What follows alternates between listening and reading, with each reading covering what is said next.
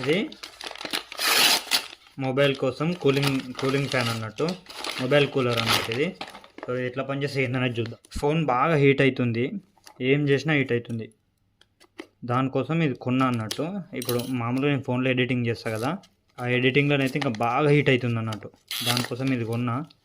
So ఇది ఎట్లా పనిచేస్తే ఏందనేది నాకు కూడా తెలియదు, చూడాలి. కేబుల్ వచ్చింది, ఇది కూడా వచ్చింది. ఒకటి ఏదో వస్తుందంట, అదేం రాలేదు. ఇదేంది, వారంటీ కావాలంటే ఇక్కడ మనం క్యూఆర్ని స్కాన్ చేసి వారంటీ రిజిస్టర్ చేసుకోవాలి. ఇది మొత్తానికి అయితే ఇది ఇట్లుంది, దీని ఓవర్వ్యూ అనేది ఇట్లుంది. క్లిప్పులు ఇవి 1-2 క్లిప్పులు కూడా వచ్చినాయి. చూద్దాం అసలు కూలింగ్ అవుతుందా లేదా, అసలు ఏమవుతుంది అనేది చూద్దాం. ఫోన్ అనేది బాగా హీట్ అవుతుంది, దాన్ని మనం కంట్రోల్ చేయగలుగుతుందా లేదా కూడా చూద్దాం అన్నట్టు. మనం ఇదైతే మనకు తక్కువ అవుట్పుటే పనిచేస్తుంది.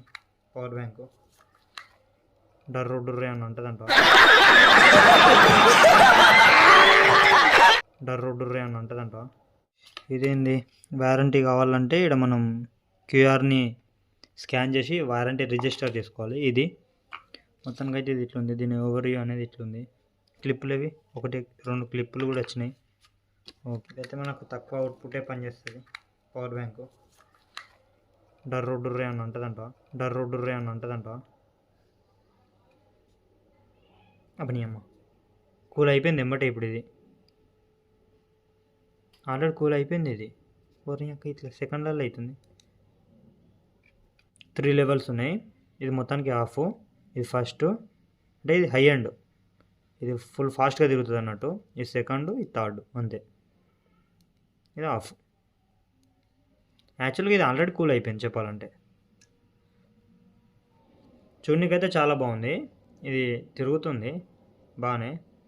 క్లిప్పులు అన్నట్టు ఇవి క్లిప్పులు ఇట్లా పెట్టేసి ఇట్లా పెట్టాలి. క్లిప్ ఇట్లా, ఇది హీట్ అవుతుంది.